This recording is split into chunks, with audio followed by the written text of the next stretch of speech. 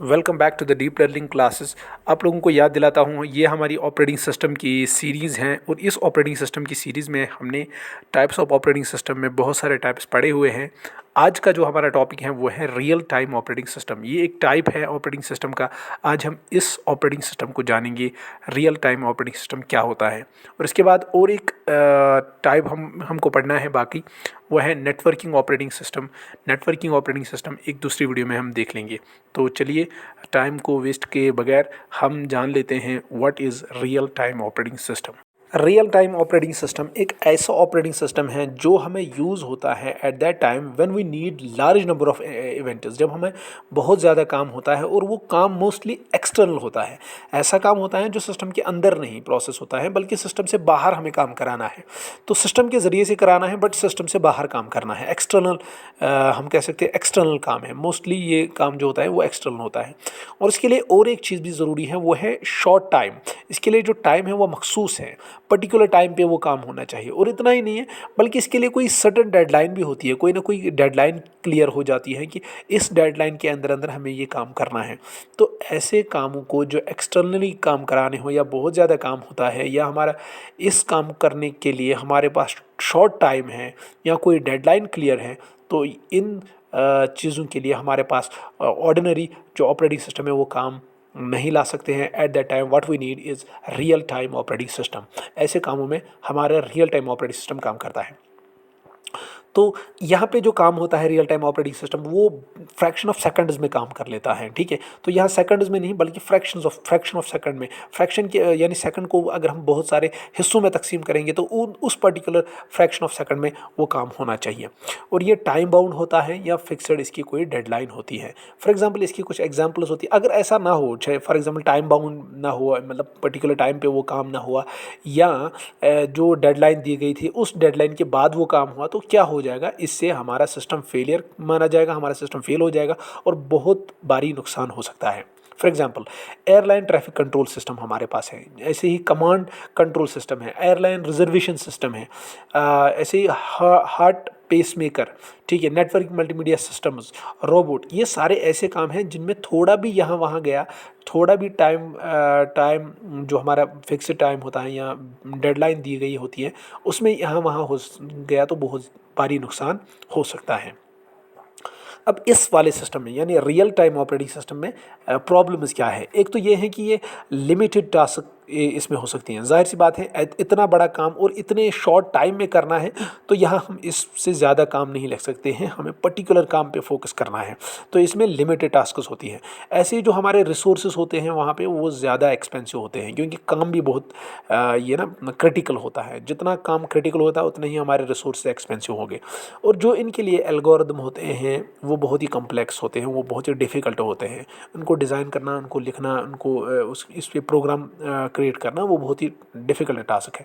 ऐसे ही और एक डिफ़िकल्टी इसमें ये आती है कि जो हमारे डिवाइस ड्राइवर्स होते हैं या जो हमारे इंटरप्ट सिग्नल्स होते हैं उनको जल्दी से ना रिस्पॉन्स मिलनी चाहिए। सो ये एक तरह की समस्या इसमें है।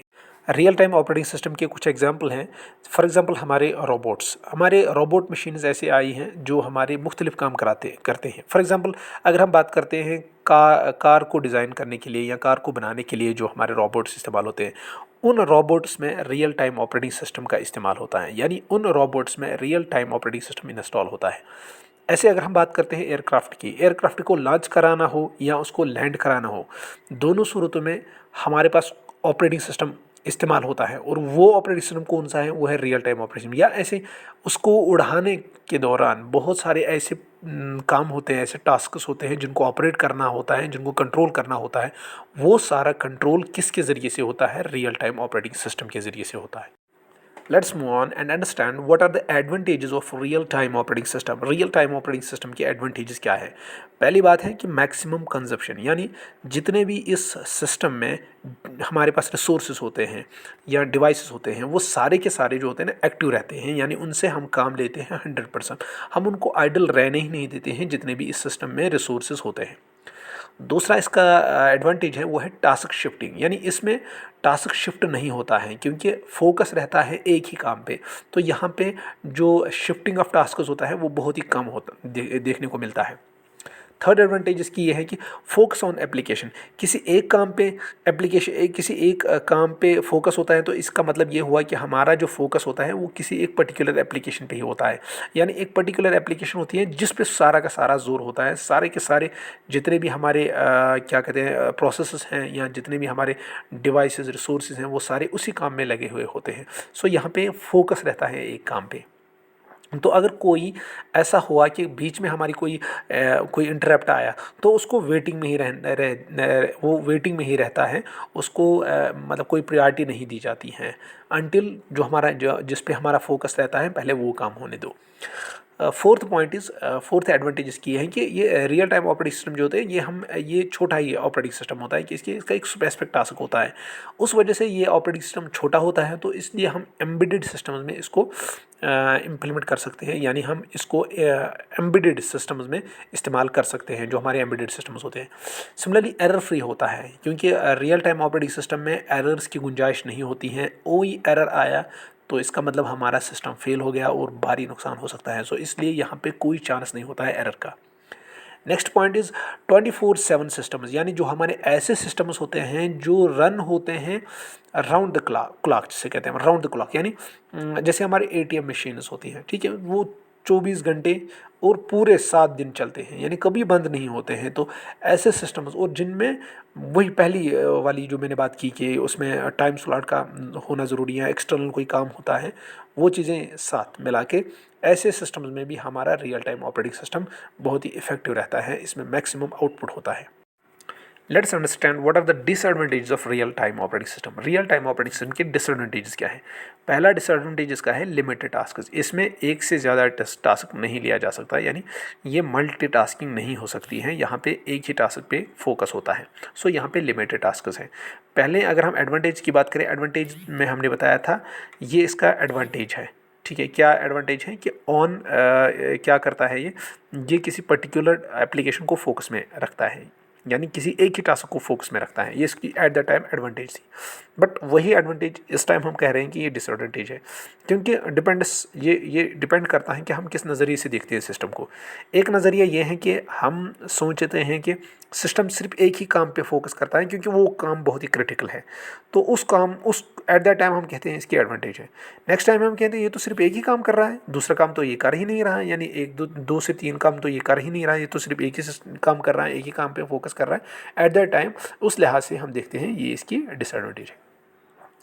Next disadvantages, use heavy system resources, क्योंकि ये वाला सिस्टम जो है रियल टाइम ऑपरेटिंग सिस्टम का काम ही पेचीदा है, क्रिटिकल है, तो उस लिहाज से जो यहाँ पे रिसोर्सेज इस्तेमाल होते हैं वो भी एक्सपेंसिव होते हैं, वो भी हैवी इस्तेमाल होते हैं। ये इसकी दूसरी डिसएडवांटेज है। नेक्स्ट इज़ कि इसमें जो मल्टीटास्किंग होती है वो बहुत ही कम देखने को मिलती है, बल्कि हम कहते हैं नहीं होती है मल्टीटास्किंग यहाँ, क्योंकि मल्टीटास्किंग में क्या होता है कि एक ही सिस्टम बहुत सारे काम एक साथ करता है, यानी there are so many tasks which are run by single system.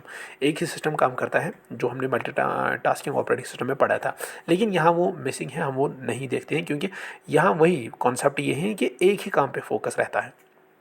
Next point इस वाले मतलब नेक्स्ट डिसएडवांटेज है इस रियल टाइम ऑपरेटिंग सिस्टम में हमारे जो एल्गोरिथम होते हैं वो बहुत ही कम्प्लेक्स होते हैं, जिनके काम ही कॉम्प्लेक्स हैं। टाइम स्लॉट में काम करना है, फ्रैक्शन ऑफ सेकंड्स में काम डन करना है, हमारी डेडलाइन होती है, तो यहाँ पे जो एल्गोरिथम है वो ही कॉम्प्लेक्स होते हैं। तो इसका मतलब ये है अगर एल्गोरिथम कॉम्प्लेक्स हैं तो प्रोग्राम को भी बनाना बहुत आसान नहीं है, वो भी मुश्किल है। तो हम कह सकते हैं एक और डिसएडवांटेज है नॉट ईजी टू प्रोग्राम, हम ईजीली प्रोग्राम नहीं कर सकते हैं, ठीक है।